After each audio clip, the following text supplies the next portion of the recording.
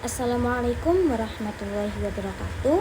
Sebelumnya, perkenalkan nama saya Cindy Claudia, mahasiswa S1 Manajemen dari kelas A pagi dengan nomor induk 241222044. Di sini saya akan menjawab soal ujian akhir semester studi kelayakan bisnis. Soal yang pertama ialah studi kasus PT Jaya Abadi yang ingin mendirikan usaha atau bisnis peternakan ayam di wilayah yang rawan banjir. Pada poin pertama terdapat identifikasi resiko utama. Yang pertama ialah resiko terhadap banjir. Lokasi bisnis di wilayah yang rawan banjir dapat mengakibatkan yang pertama kerusakan fasilitas, dan yang kedua kematian ternak, dan yang terakhir ialah terganggunya operasional. Hal tersebut akan berdampak kepada kerugian finansial, produktivitas yang menurun, serta potensi kerugian reputasi. Dan yang kedua ialah resiko terhadap penyakit ternak. Penyakit flu burung dapat menyebar secara cepat dalam populasi ayam, terutama pada lingkungan yang kondisinya tidak dikelola dengan baik.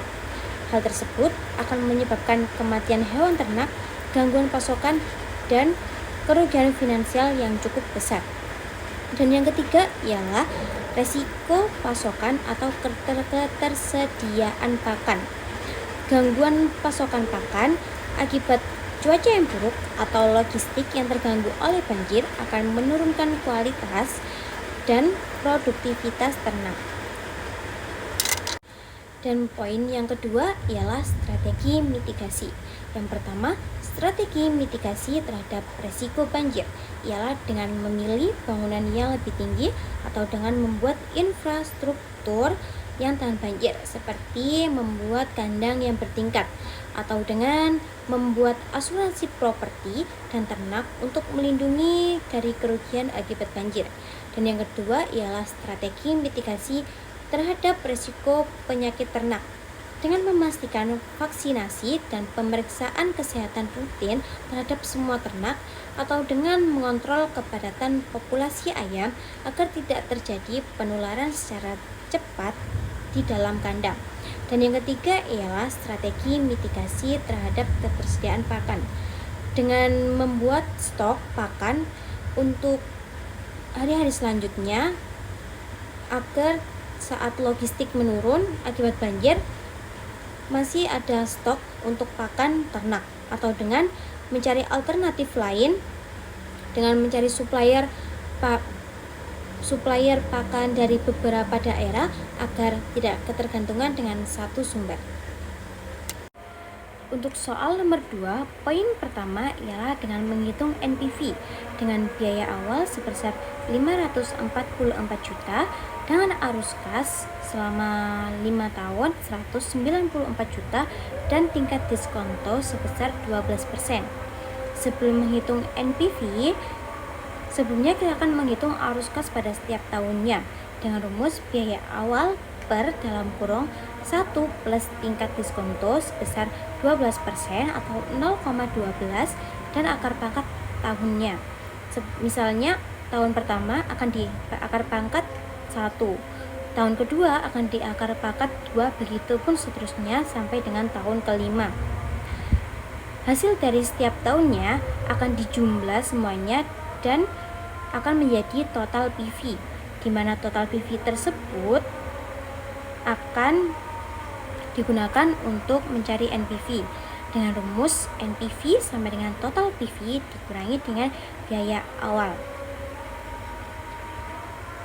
Soal nomor 2, poin kedua ialah jika IRR proyek sebesar 14%, apakah proyek tersebut dapat dijalankan? Jawabannya ialah dapat dijalankan karena IRR sebesar 14% dengan tingkat diskonto sebesar 12% dapat memberikan keuntungan untuk menjalankan proyek. Salah satunya ialah dengan memberikan keuntungan bersih. Selisih IRR yang sebesar 14% dan tingkat diskonto yang sebesar 12% dapat memberikan keuntungan margin yang cukup signifikan, atau dengan hasil perhitungan sebelumnya. Hasil perhitungan hasil perhitungan NPV sebelumnya yang bersifat positif sebesar Rp355.588 juga menjadi alasan atau menjadi keputusan yang tepat untuk menjalankan proyek tersebut. Untuk soal nomor 3, poin pertama, menghitung waktu balik modal atau payback period. Dengan investasi awal sebesar 144 juta, dengan pendapatan per bulan sebesar 64 juta, dan biaya operasional sebesar 56 juta. Rumus payback period sendiri ialah investasi awal dibagi dengan pendapatan per bulan dikurangi dengan biaya operasional, sehingga 144 juta dibagi dengan 64 juta dikurangi dengan 56 juta, yang hasilnya ialah sebesar 18, sehingga waktu yang diperlukan untuk balik modal ia selama 18 bulan atau dengan 1 tahun 6 bulan. Untuk nomor 3, poin kedua, apakah proyek atau usaha ini dapat dijalankan dengan memiliki target selama 2 tahun untuk mengembalikan modal? Jawabannya ialah layak dijalankan, karena usaha atau proyek ini sendiri dapat mengembalikan modal lebih cepat daripada target yang ditentukan, yaitu selama 2 tahun. Usaha ini lebih cepat mengembalikan modal dengan waktu 1 tahun 6 bulan. Dan usaha ini sendiri memiliki arus kas per bulan sebesar 8 juta. Usaha ini memiliki aliran kas atau pendapatan yang stabil untuk mendukung operasional dan laba setelah balik modal.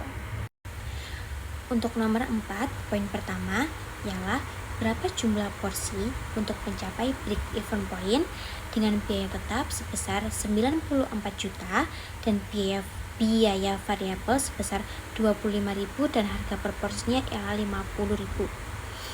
Karena yang ditanyakan ialah berapa jumlah porsi untuk mencapai break even point, maka kita akan menggunakan rumus break even point unit, di mana rumus break even point sendiri ialah biaya tetap dibagi dengan harga per porsi dikurangi dengan biaya variabel, sehingga 94 juta rupiah dibagi dengan 50.000 rupiah dikurangi dengan 25.000 rupiah, dan hasilnya proporsinya ialah 3.760 per bulannya agar mencapai break even point dan penjual tidak mengalami kerugian. Untuk nomor 4, poin kedua, jika bisnis ini per bulannya memiliki 2.000 porsi, apakah masih menguntungkan? Jawabannya ialah tidak, karena 2.000 porsi per bulan belum cukup untuk menutupi biaya tetap sebesar 94 juta. Karena per bulannya, jika 2.000 porsi per bulan, maka pendapatannya ialah 100 juta. Sedangkan biaya tetap yang ditanggungkan ialah 94 juta, lebih besar dari laba kotor. Karena hal tersebut, bisnis ini belum dapat menutupi biaya tetap dan dapat merugi. Maka dari itu, 2.000 porsi per bulan sangat tidak menguntungkan untuk bisnis tersebut. Untuk soal yang terakhir, yaitu soal nomor 5, ialah sebuah perusahaan minuman herbal ingin mendirikan pabrik di luar kota dan mereka memiliki 2 lokasi yang perlu dipertimbangkan. Lokasi pertama ialah lokasi A yang dekat dengan pemasok bahan baku tetapi jauh dengan pasar utama, dan lokasi B yang jauh dari pemasok bahan baku tetapi dekat dengan pasar utama. Nah, apa saja faktor yang perlu dipertimbangkan untuk memilih antara lokasi tersebut, dan berikan rekomendasi sesuai dengan kekurangan serta kelebihan dari masing-masing lokasi. Jadi, faktor yang perlu dipertimbangkan untuk memilih antara masing-masing lokasi ialah aksesibilitas dan transportasi. Apakah dekat dengan jalan utama? Karena hal tersebut dapat memudahkan distribusi bahan baku dan produk jadi. Dan biaya transportasi, karena lokasi yang jauh dari pemasok bahan baku dapat meningkatkan biaya transportasi bahan baku. Sedangkan lokasi yang jauh dari pasar utama dapat meningkatkan biaya distribusi produk jadi. Sedangkan jika lokasi yang dekat dengan pemasok bahan baku dapat mengurangi biaya penanganan bahan baku. Dan jika lokasi yang dekat dengan pasar utama memungkinkan untuk mengirim produk lebih cepat. Untuk rekomendasi lokasi pembangunan pabrik di luar kota, saya merekomendasikan lokasi B, yaitu jauh dari pemasok bahan baku dan dekat dengan pasar utama. Namun, untuk mengatasi biaya bahan baku yang tinggi, perusahaan dapat mencari cara untuk mengoptimalkan logistik atau bekerja sama dengan pemasok untuk mendapatkan harga yang lebih baik. Karena lokasi B, kelebihan dari lokasi B sendiri ialah yang pertama, biaya distribusi yang lebih rendah karena tempat atau lokasi yang dekat dengan pasar utama. Dan yang kedua, pengiriman produk yang lebih cepat untuk meningkatkan respon terhadap permintaan konsumen. Dan yang ketiga, akses lebih baik ke pasar karena memudahkan perusahaan untuk memahami tren konsumen dan menyesuaikan dengan kondisi atau menyesuaikan dengan sesuai masyarakat dan kondisi pasar. Dan kekurangan dari lokasi B sendiri ialah biaya transportasi yang lebih tinggi karena wilayah pabrik atau lokasi pabrik yang jauh dari tempat pemasok, serta potensi pasokan atau bahan baku terganggu atau lebih mahal, yang hal tersebut dapat mengakibatkan atau mempengaruhi biaya produksi, serta kebutuhan logistik yang rumit karena memiliki 2 jalur distribusi, bahan baku serta produk jadi. Sekian dari saya, terima kasih dan mohon maaf bila ada salah kata dan penjelasan yang rumit karena kalimat saya yang sedikit membingungkan. Saya mohon maaf. Wassalamualaikum warahmatullahi wabarakatuh.